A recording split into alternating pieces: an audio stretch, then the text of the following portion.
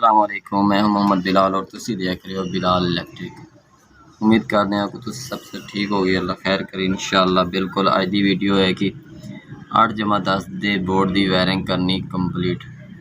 असी इस उत्ते बोर्ड के उत्ते केरी शे लगेगी, होल्डर किन्ने लगणगे, साकटां किन्ने लगणगियां ते बटन किन्ने लगणगे।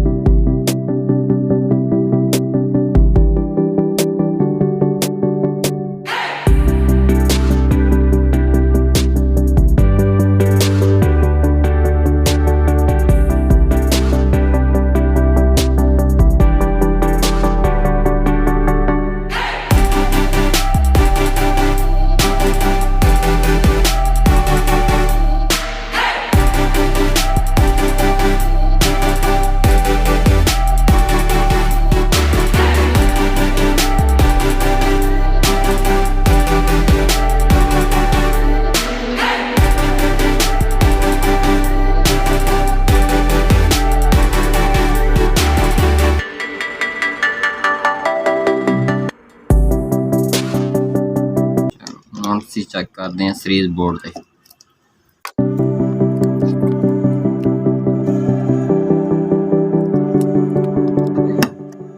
हुण बोर्ड साडा हो गया पैनल। हुण असीं इसनूं चेक करते हैं सीरीज से।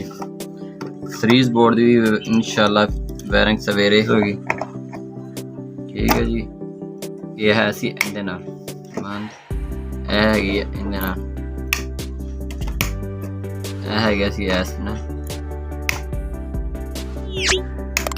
ठीक है जी, ये पैनल हो गया। जो साढ़े चैनल ते ने चैनल नवे आए ने चैनल सब्सक्राइब कर दो।